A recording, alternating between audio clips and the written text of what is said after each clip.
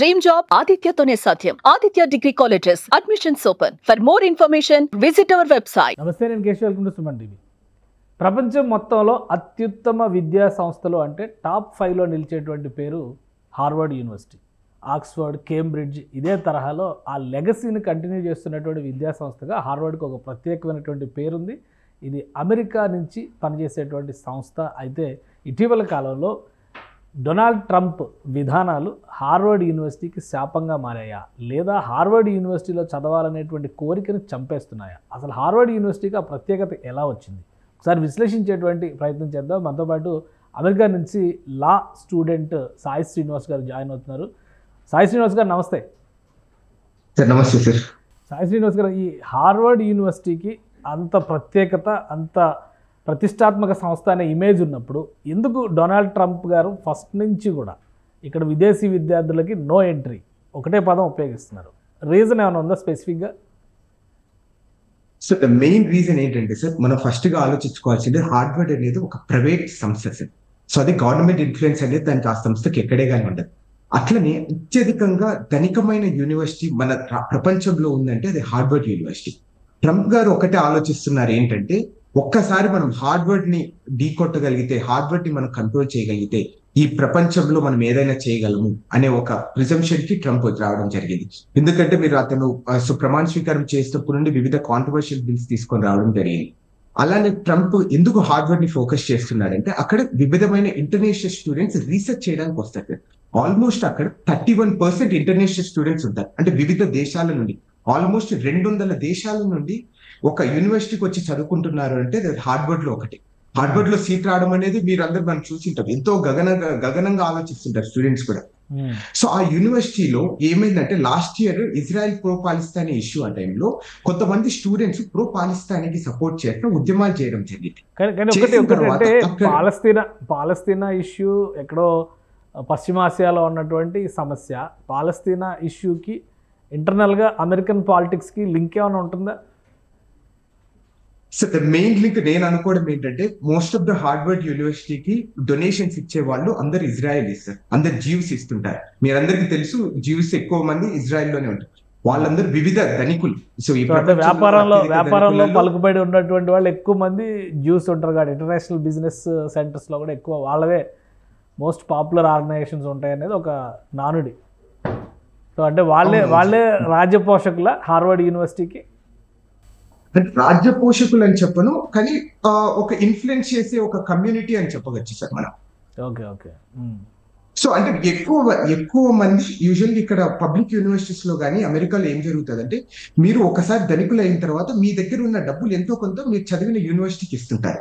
ఎందుకంటే ఆ యూనివర్సిటీ నుండి గ్రాంట్స్ రావడం కానీ, స్కాలర్షిప్స్ రావడం కానీ, మనం ఏదో ఒకటి యూనివర్సిటీకి తిరిగి ఇవ్వాలనే ఒక ఆలోచనతో ఇవన్నీ చేస్తుంటారు.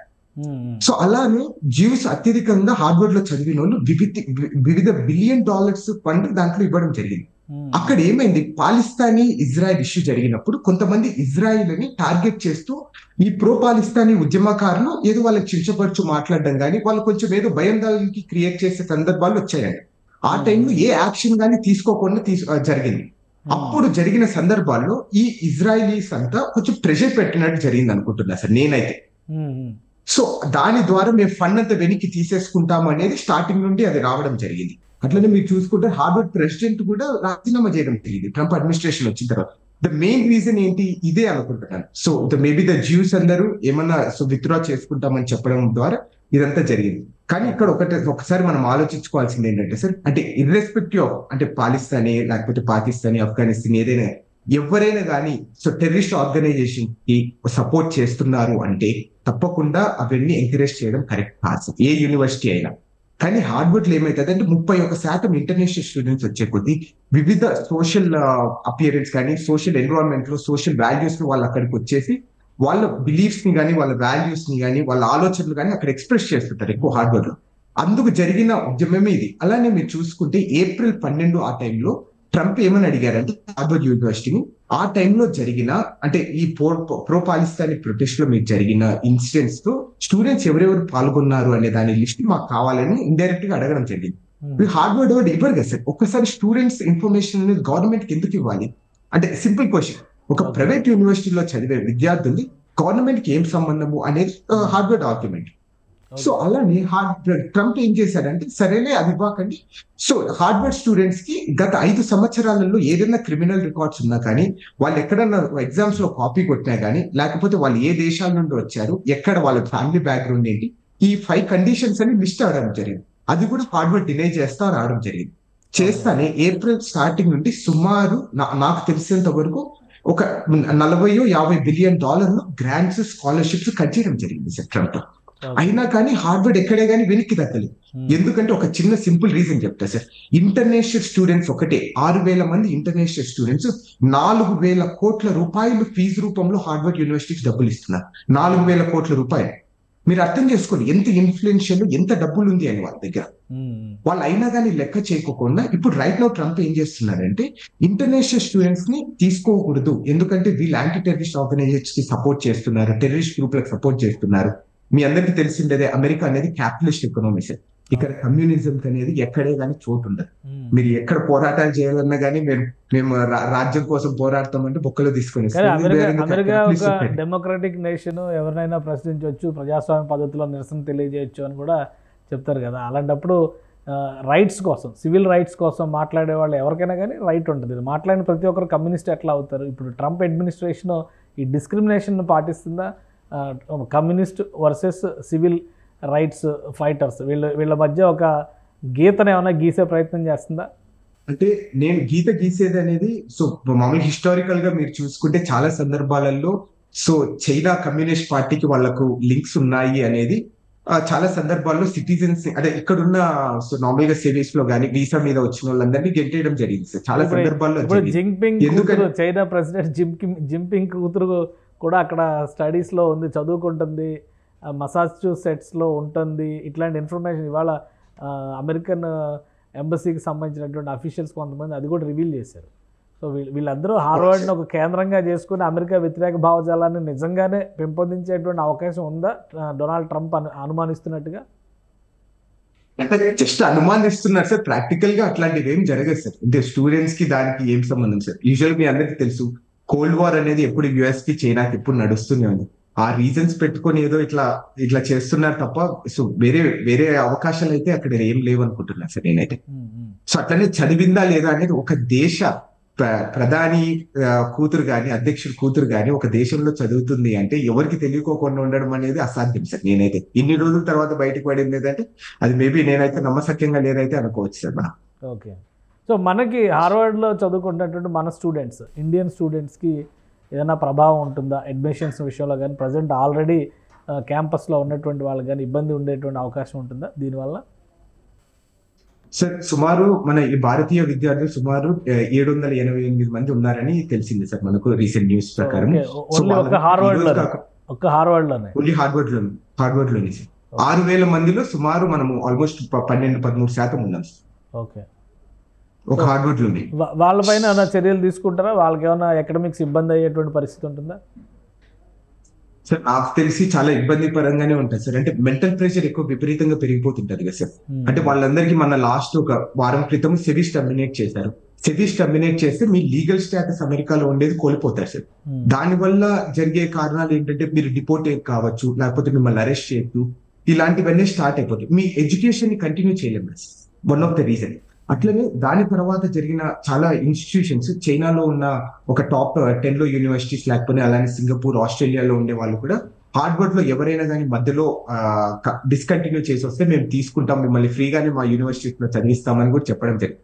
దీనివల్ల మెయిన్ గా నష్టపోయేది ఎవరంటే అమెరికానే నష్టపోతాయి. ఓకే. సో అమెరికన్ కోర్ట్స్ ఏం చెప్తున్నాయి? ఇప్పుడు డొనాల్డ్ ట్రంప్ డెసిషన్ క్వశ్చన్ చేస్తూ కొంతమంది కోర్టు మెట్లు ఎక్కారు.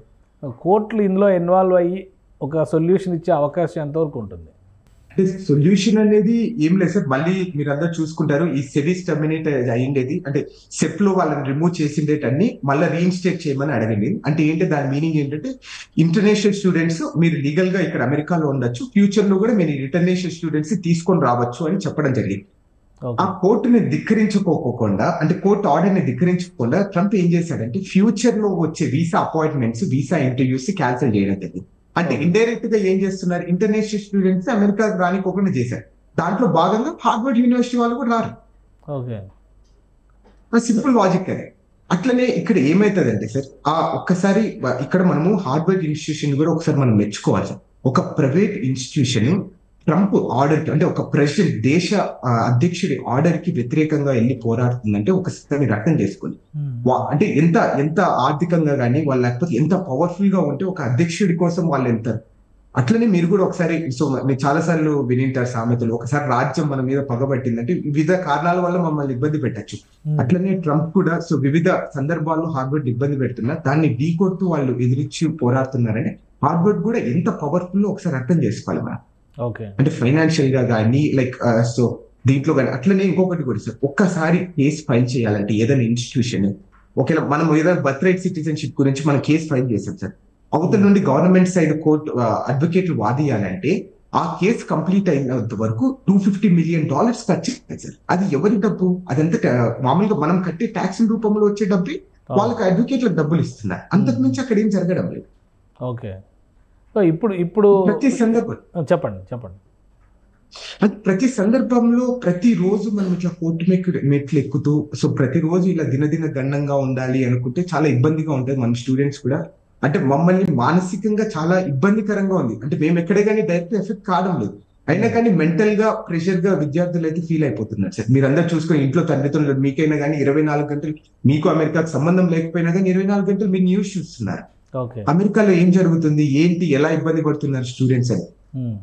అంటే ఇక్కడ ఉన్న వాళ్ళు ఎంతగా మెంటల్ గా డిస్టర్బ్ అవుతున్నారు, లేకపోతే ఒక చిన్న సందర్భాల్లో ఎలా ఇబ్బంది పడుతున్నారు మీరు ఒకసారి ఆలోచించుకోవాలి. ఇప్పుడు పర్సెంటేజ్ కూడా ఫారిన్ స్టూడెంట్స్ పర్సెంటేజ్ ఆల్మోస్ట్ మీరు చెప్పిన దాని ప్రకారం కూడా 31% ఉంది.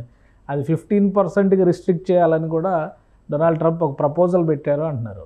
ఒకవేళ అది కనుక అమలు అయ్యే అవకాశం ఏమైనా ఉంటుందా, లేదా కోర్టు నుంచి ఆర్డర్స్ తెచ్చేటువంటి ఛాన్సెస్ ఉన్నాయి? అమలు అయితే చాలా మంది మళ్ళీ అవకాశం కోల్పోయేటువంటి పరిస్థితి ఉంటుంది. అవును సార్, అంటే ఇక్కడ ఎయిర్ గ్రౌండ్ తీసుకోవచ్చు. అంటే నేషనల్ సెక్యూరిటీ రీజన్స్ మీద, అంటే విపరీతంగా ఇంటర్నేషనల్ స్టూడెంట్స్ రావడం వల్ల మన ఎకనామీ దెబ్బతింటది, మన నేషనల్ సెక్యూరిటీకి ఇబ్బంది అనే ఒక రీజన్ తో అది చేసే రైట్ గవర్నమెంట్ కి ఉంటుంది సార్. ఆ గ్రౌండ్ తీసుకుంటే మాత్రం మనం ఏం చేయలేము, ఆ బిల్ కూడా పాస్ అవుతుంది, కోర్టులో కూడా నిలబడదు అనుకుంటాను నేను. ఓకే, కోర్టులో నిలబడే అవకాశం ఉంటుంది అంటారా? ఉండదు అనుకుంటున్నాను సార్ నేనైతే. అంటే నేషనల్ సెక్యూరిటీ అనేది అంటే అది one of the main reason కదా. ఏదైనా కానీ మీరు చేయాలనుకుంటే నేషనల్ సెక్యూరిటీ అనేది వచ్చిన తర్వాత అది completely with respect to the executive or the army. Okay, so వాళ్ళని అంటే వాళ్ళని ఓవర్ రీచ్ చేసే రైట్ జ్యుడిషియల్ కి ఎప్పుడు ఉండదు జనరల్. ఓకే, సో అంటే ఇప్పుడు కొన్ని అధికారాల విషయంలో ఈ సుంకాలు విధించడం కానీ, డిపోర్టేషన్ కానీ, ఇమిగ్రేషన్ పాలసీస్ చేంజ్ విషయంలో కానీ కోర్టులు కొంతవరకు అడ్డుపడుతున్నటువంటి దాఖలాలు కనిపించినాయి. సో ఈ పర్టికులర్ కేసులో కోర్టుల నుంచి ఉపశమనం ఎంతవరకు రావచ్చు, లేదా గవర్నమెంట్ నేషనల్ సెక్యూరిటీ అనేటువంటి యాంగిల్లో గవర్నమెంట్గా ఫేవర్గా ఇవ్వడానికి ఎక్కువ అవకాశం ఉంటుందా? నేషనల్ సెక్యూరిటీ సందర్భం వస్తే తప్పకుండా కోర్టులు ఏ వ్యవస్థ అయినా కానీ తప్పకుండా వాళ్ళ ఎగ్జిక్యూటివ్ ఆర్డర్స్ మీదే అబడే ఉంటారు సార్. ట్రంప్ ఏ డెసిషన్ తీసుకుంటారు దాని మీదే ఉంటారు. మీరందరూ చూసుకుంటారు ఏలియన్ ఎనిమీస్ యాక్ట్ అనేది ఎప్పుడో అంటే వరల్డ్ వార్ టైంలో జపనీస్ ని ఈ దేశంలో ఉండే వాళ్ళని అందరినీ బయటకు పంపించాలి, వాళ్ళని అందరి క్యాంప్ లో పెట్టాలి అనే ఒక ఆర్డర్ ఎప్పుడో 1936లోనే ఎప్పుడో వచ్చిన ఆర్డర్ ఈ రోజు ఇంప్లిమెంటేషన్ అవుతుంది. ఎందుకంటే నేషనల్ సెక్యూరిటీ రీజన్ తీసుకున్నారు. అట్లనే సో వివిధ సందర్భాల్లో ఇప్పుడు మీరు చూసుకుంటే కొంతమంది ప్రొఫెసర్స్ ని FBI అరెస్ట్ చేస్తుందని. ఎందుకు అరెస్ట్ చేశారు? వాళ్ళు మెయిన్ డిపార్ట్మెంట్స్ ని హెడ్ గా ఉన్నారు సార్. అంటే ఒక చైనా ప్రొఫెసర్ ని సో అతను ఏదో ఒక డిపార్ట్మెంట్ అంటే టెక్నాలజీ డిపార్ట్మెంట్ కి హెడ్ గా ఉంటే తన్ని FBI అరెస్ట్ చేసి రిజైన్ చేయించారు. ఎందుకు? నేషనల్ సెక్యూరిటీ అని చెప్పారు. సో వీళ్ళందరికీ చైనా కమ్యూనిస్ట్ పార్టీతో ఏదో లింక్స్ ఉన్నాయి, అదే రీజన్ తో మేము చేస్తున్నాం. మీరందరికి తెలుసు. అంటే సింపుల్ రీజన్ చెప్తున్నా సార్. టిక్టాక్ ఎందుకు అమెరికాలో బ్యాన్ అయింది? సింపుల్ రీజన్, ఎందుకంటే నేషనల్ సెక్యూరిటీ. ఓకే, మన ఇండియాలో ఎందుకు బ్యాన్ అయింది? National security. వాళ్ళు ఏం క్వశ్చన్ చేయలేకపోయారు మన ఇండియాలో. ఎందుకు సార్? National security. వాళ్ళంతా డేటానంతా చైనాకి తీసుకెళ్తారు అనే ఒక ఉద్దేశంతో చేయడం జరిగింది. అంటే ఇక్కడ ఇంకొక మెయిన్ పాయింట్ టిక్టాక్ గురించి మనం కూడా ఒకసారి ఆలోచించుకోవాలి మన గవర్నమెంట్ కూడా. సో చైనా ఇన్ఫర్మేషన్ బిల్లో ఒక చిన్న క్లాస్ ఉంది సార్. ఏంటంటే గవర్నమెంట్ కి అవసరమైనప్పుడు ఏ కార్పొరేషన్స్ అయినా అమెరికాలో చైనాలో ఎస్టాబ్లిష్ అయినది లేకపోతే చైనాకి లింక్స్ ఉండేది ఏదైనా ఆర్గనైజేషన్ వాళ్ళు నేషనల్ సెక్యూరిటీ సందర్భం ఇష్యూలో ఆ డేటానంతా చైనా గవర్నమెంట్ కి ఇవ్వాలని చెప్పడం జరిగింది. ఓకే, సో అదే రీజన్ తో సో అన్ని దేశాలు టిక్ టాక్ ని కానీ డీప్ సీక్ ని కానీ ఇవంతా రిజెక్ట్ చేస్తే రావడం జరిగింది. ఓకే, సో అదే రీజన్తో ఇక్కడ ఇప్పుడు డొనాల్డ్ ట్రంప్ కూడా ఒక అస్త్రాన్ని ప్రయోగించడానికి దారి ఏర్పడిందని అనుకోవాలి.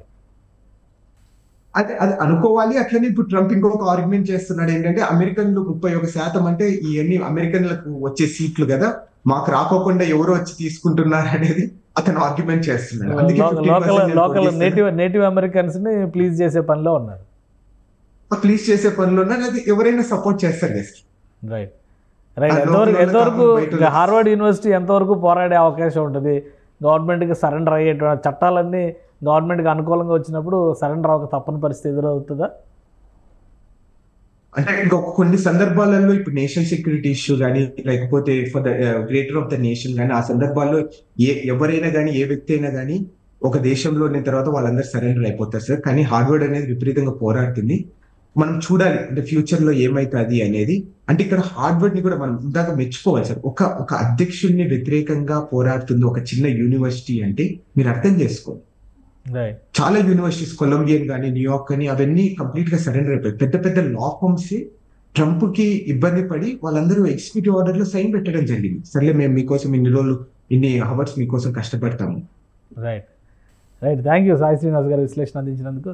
ఇది హార్వర్డ్ యూనివర్సిటీలో జరుగుతున్నటువంటి పరిణామాలు, విదేశీ విద్యార్థులకి సంబంధించి కఠినమైనటువంటి నియమావళిని అమలు చేసేటువంటి ప్రయత్నం ట్రంప్ సర్కార్ చేస్తుంది. దానికి తగ్గట్టుగా పర్సంటేజ్ను కూడా తగ్గించేటువంటి అవకాశాలు చాలా స్పష్టంగా ఉన్నాయి. నేషన్ సెక్యూరిటీ అనేటువంటి ఒకే ఒక్క రీజన్తో అన్ని అంశాలని కూడా పక్కన పెట్టేసి కోర్టులు కూడా ట్రంప్ సర్కార్కి మద్దతు తెలిపేటువంటి అవకాశం ఖచ్చితంగా ఉండొచ్చని సాయి శ్రీనివాస్ విశ్లేషిస్తున్నారు. మరోవైపు హార్వర్డ్లో చదువుకుంటున్నటువంటి భారతీయ విద్యార్థుల పరిస్థితి మాత్రం డోలాయమానంలో ఉంది. ఇక ఫైనల్ జడ్జిమెంట్ ఏ విధంగా వస్తుందో వేచి చూడాలి.